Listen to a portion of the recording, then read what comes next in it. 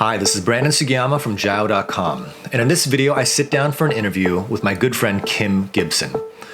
Kim is the national wushu team coach for Norway and Sweden, as well as the founder of the Oslo wushu team. As of May 11th, this week, some Norwegian businesses and schools have begun reopening, including Kim's wushu school. Following guidelines and safety precautions from the government and their National Olympic Committee, Kim's wushu school hosted its first indoor class since the pandemic began. Kim was gracious enough to shoot video of his school and the class, as well as answer my questions about what he's been going through as a wushu coach.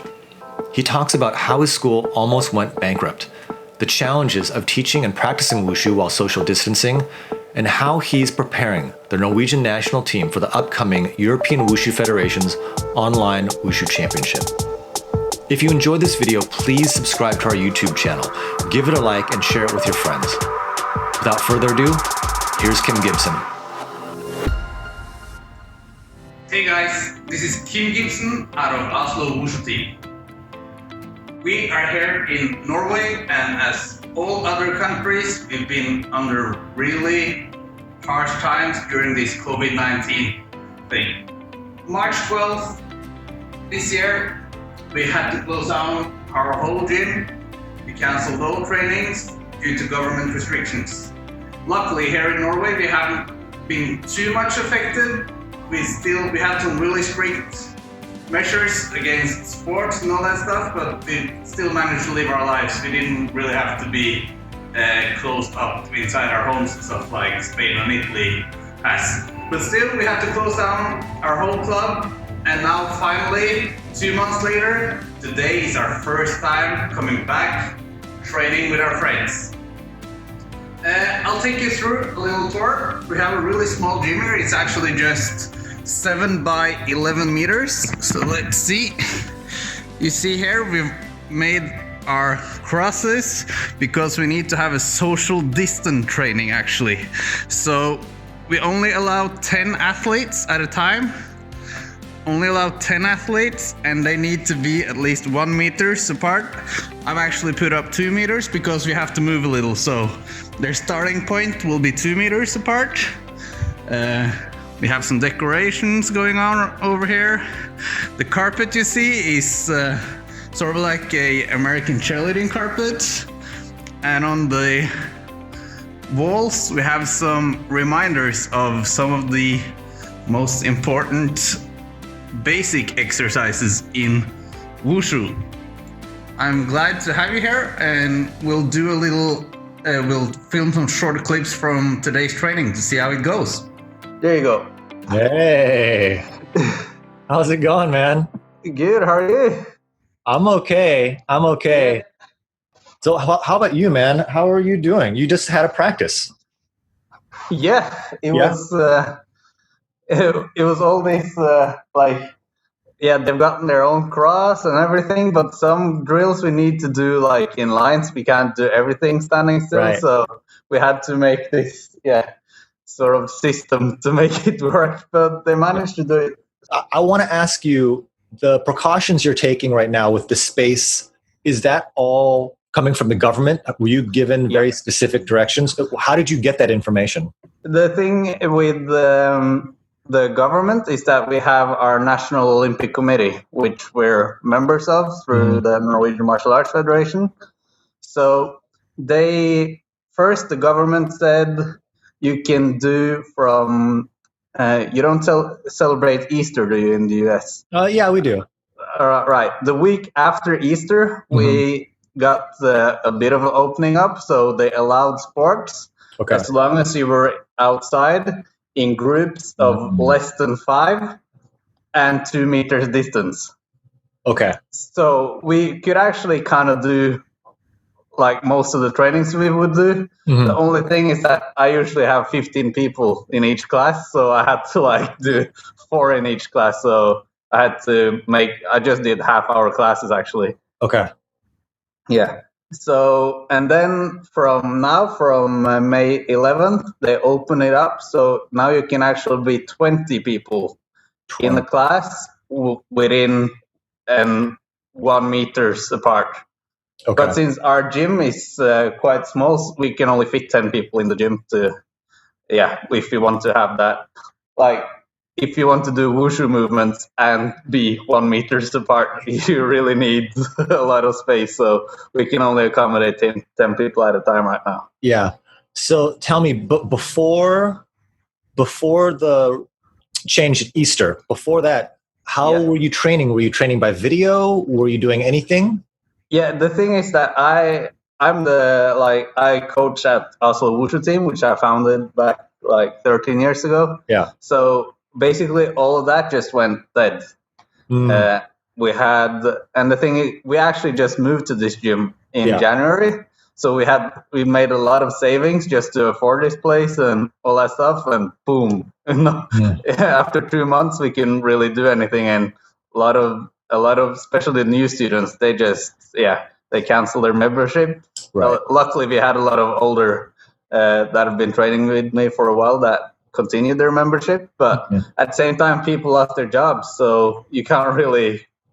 Yeah, I understand why you canceled your membership, because like your hobby is the least of your priority, especially when it's not open.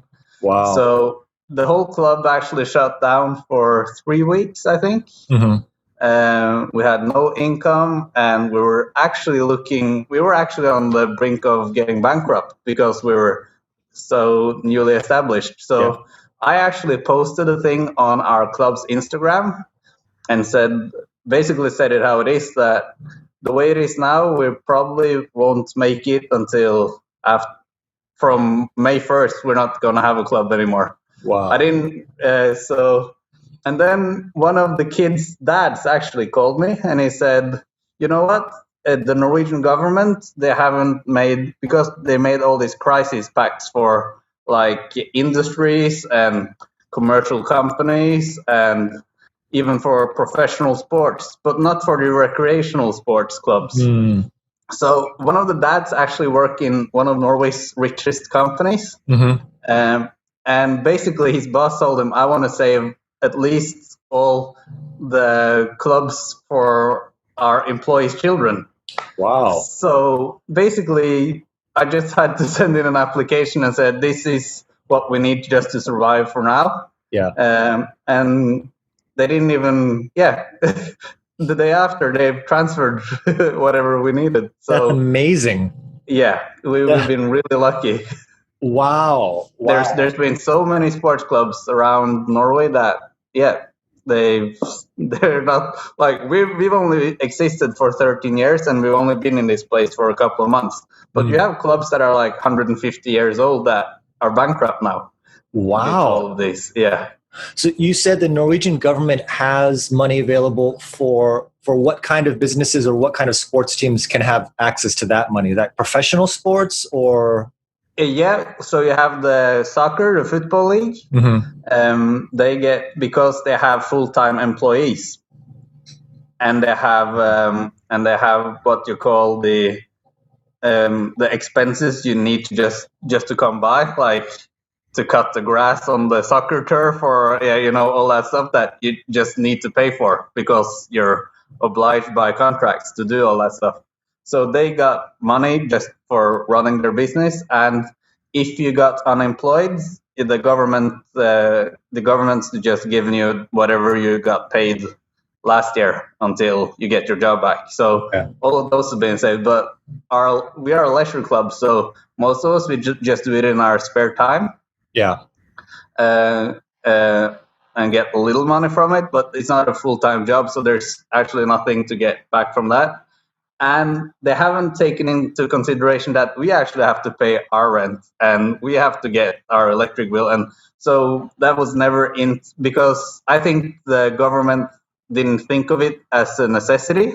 They wanted to save people's jobs, and they wanted to save the companies that are going bankrupt, that actually where they get their tax money from and all that stuff. But the general health of the people was sort of second priority, I guess. Got it. Got it. So, well, that's great news for your school that you were able to get some sort of financial assistance from a private company. So tell me about what was practice like today? How have you changed your drills and exercises to accommodate fewer students spaced apart? Actually, today it was just a big experiment because I had some ideas, but you never know how they're going to work out because there are people. They're not like robots. They're moving objects. And today we even had a class with a big family, so they're like the parents, and which they can cope fine, but their youngest daughter is like 6 or 7 years old, so she's gonna be like running all over the place all the time. So you need to accommodate for like worst case scenario all the time. And I never really knew how it was gonna work out. Like, all systems can work out perfectly well in your mind when you make the plans, but you need to see how it works. So today I just wanted to test a few things and then see if it works. Then we can advance more into doing more advanced stuff. So basically just did Jipangong today just to see how the space works out and see how we can cope. And then from now on, I know a bit more on how we can actually keep that social distance at the same time do more advanced stuff. Yeah. How has it been? I know this is only your first class indoors, but how has it been communicating to the students ahead of time what to expect when you come in? Change over here, sit here, don't walk past each other. Exactly. This is probably confusing for them too, right? Yeah. So what I was about to say a little bit earlier is that we got these guidelines from the Olympic Committee on how it should be done. Yeah. For all sports clubs, but we have our martial arts federation, and they made specific guidelines towards us. Yeah. You probably know, in the States, I've been there myself. If you want to make a rule for all sports, they'd probably say basketball, baseball, football. These are the rules, and then all other sports have to just follow whatever they're doing, right? And in Norway, we have the skiing and the football, which is the bigger sport. So everything is made based on accommodating those sports. Right. And then martial arts go, wait a minute, we train indoors. We have a small door. And already at that point, we're going to break those rules. So we actually got from the Martial Arts Federation, they made custom-made rules for us. In Oslo, probably one of the best public transport systems in the world. So basically, most people take the metro everywhere. So one of the rules is actually you can take the public transport to training. You have to drive your car or walk or whatever. Another thing is you come ready changed. You can't change. You can't use the wardrobes. You have to clean your hands before and after training. You have to, or I have to note down whichever points of the gym they're touching, because I have to clean wherever place is being touched after. So we had all these measurements that were extra that came from the Martial Arts Federation. And for once, it's actually been an advantage for us because we don't do contact sports. So at least we don't really need to think about all of that. I've seen all the taekwondo clubs and stuff. They're doing sparring with 1 meter's distance. So it's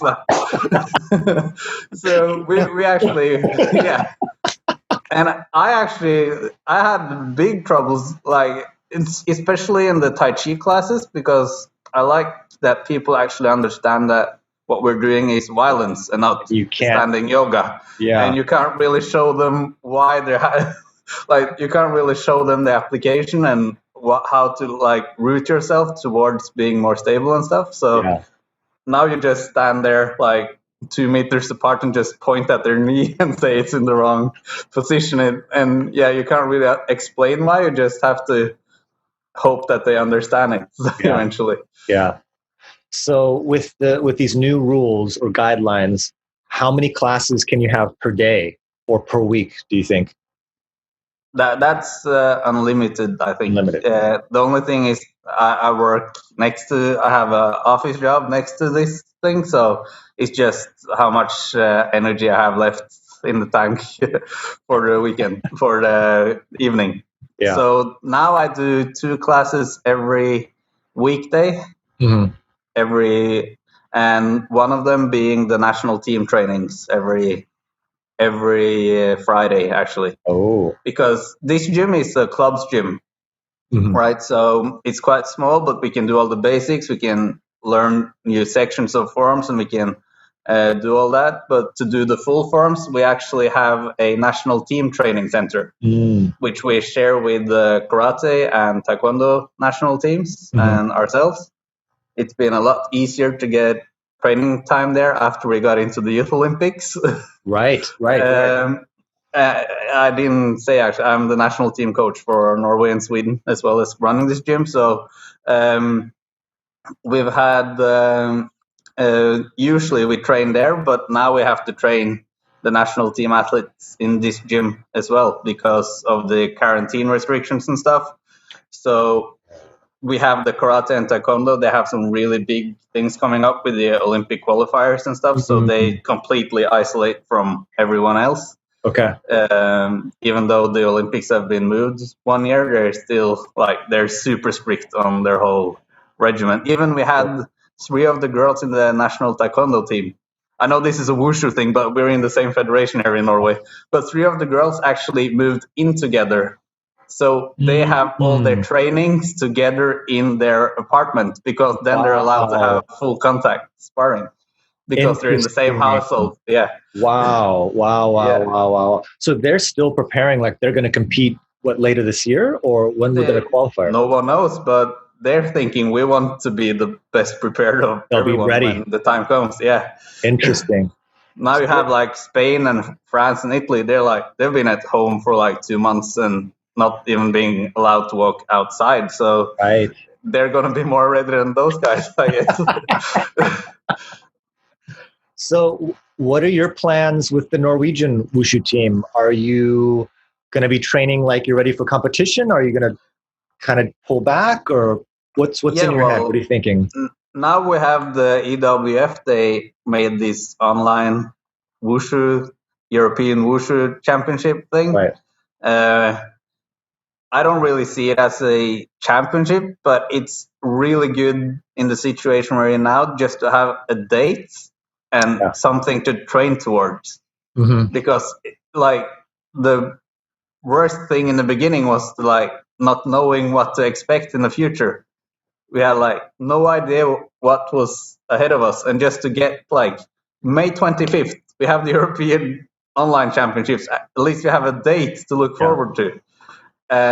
So we've used this time just to make the forms according to the special rules. It's 6 by 3 meters. And I think the modern forms is between 35 and 40 seconds. So we had to, make our versions of these forms to compete in that competition. How is that going? It's easier to make a shorter form than a longer one, I tell you that. So, and also in the short space, actually, I think it's easier not to worry about all the corners you need to get into and all the, nandus and all that stuff. We just do I think it will be a good showcase of people's basics, actually, because you can't really hide behind running everywhere and doing all the backflips and all that stuff. You actually have to have really solid basics. And I noticed, because I got some test videos from our athletes, and I noticed that you actually see the details a lot better in these videos than you would do as a judge, because the videos are actually more up close than what a judge would be in a competition. So you actually get to see the details even better. So this will be a really good way of, you can't hide. The only advantage you have is that probably most of these athletes are going to record it 10 million times until they're happy about what right. Take the best one out of 50 performances. So what is your plan for your team? Are you going to have them all perform on the same day, in the same space, same camera? And will that be in your school, or where will that be? Yeah, so that's our plan. We're going to do it all here. That's also because we've tried to have that's the way the national team have worked the last couple of months, is that every Wednesday, all the team athletes, they send me their videos of their forms and I give them feedback and they try to adjust and all that stuff. But it doesn't really work that well, because it would work in a like if we had a session like this, I think it would work a lot better. I've seen the Malaysian team is doing that, where we have the national team coach actually coaching them through Zoom and bitching them around. But in our case, like get a video, give feedback. I don't really think it has worked as well as I would have hoped. Yeah. So I want to have them all in the same place, and I want to correct them right here on the spot. So when you're at your shot number 30 or whatever, you probably have some improvement from shot number 1. Right. Wow. Okay. So the next step for your training focus is getting your team ready for this European competition, continuing to teach classes at your own club, following these new guidelines.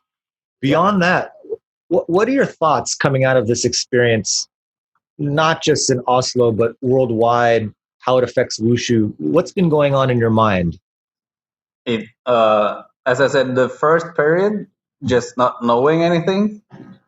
But you knew it was serious somehow, because like I have a wife that's got a Chinese family. She speaks better Norwegian than me, but her parents are Chinese, and they got all these news like at a really early stage. So we already knew that this was a serious thing, and we already knew before the European governments took it serious that this could be a really bad thing. And then we just started seeing people die everywhere in Italy, and then okay, this is super bad. Yeah. And then, like a couple of days later, both Norway and Denmark, our Scandinavian neighbors, they shut down the countries. The thing about Scandinavia compared to the rest of the world is that we're not that densely populated. So when you got the thing going on in New York, you got like 3 times as many people in New York as we do in all of Norway. And combining that with Norwegians not being that social, like in a bus, you never see you never see some people just randomly sit down next to a person you don't know, and you never see people randomly talk to people they don't know. So in that case, it's worked out quite well for us, because like we're not all over each other all the time anyways. Yeah. So we're a few people, we're not really social, so we've gotten we've actually, for once, it's been a good thing about that we're not that fond of new people. Yeah. And this is also why you're still struggling in New York, and we basically started opening the whole thing up this week. Wow. So this opening up that started yesterday, are there already future stages planned for additional open up? What are the next stages, and when does now that happen? It's 20 people in one room. We have our National Day on 17th of May. It's like 10 times 4th of July. It's like huge. Just Google 17th of May in Norway and you'll just be... I think it's like the Rio Carnival, the 4th of July, and like the Chinese New Year's all in together. It's huge. And it's only for all the kids. So that's actually been cancelled here for the first time since the World War II. And that's like the biggest blow in the Norwegians' mind. Yeah. That's like the biggest blow for us, because that's like, that day is like what we live for. It's the most beautiful day. It's always sunny, everything. And now but the government has realized that they can't really contain people, so they actually allowed up to 50 people together from May 17th. And the Norwegian football, the soccer league, they're going to start on June 15th without any audience, but inside the stadium, they can be up to 200 people, like the medics and whatever. I just hope the rest of the world copes and learns to be Norwegian, learn to not to talk to new people, you know. It will save your life these days. All right, man. Well, Kim, dude, it was great talking to you. I'm really happy to see that your school is continuing and that your students are able to practice. I'm looking forward to seeing how your students do at this European online championship. Yeah, well, we haven't prepared that much, but I guess the rest of the world hasn't either. Right. So, right. yeah. Everyone's on the same playing field. Yeah, hopefully. Yeah. Yeah. And also, you need to change the class times you have because it's impossible to do over here. But everyone join Brandon's classes. I actually taken a lot of your techniques into our classes too. Oh, yeah? So Awesome. yeah, and they're really funny because you do it in a playful way. So it's been really cool. Not just that chung chung chung, do it this way, but have a bit more fun with the techniques. Yeah. I'm tired of training like we're in China. We're not in China. Exactly. Yeah. Well, I appreciate that. I'm glad that the exercises are helping you and your students. That's awesome. Yeah. And I'm having fun teaching them. That's good. Okay, man. Well, cool. Stay safe and healthy. Wish you all the best of luck. And thanks again for talking with me today. You too, Brandon. And keep promoting. I'll talk to you soon online. Yeah. Cool. All right, dude. Later. See you.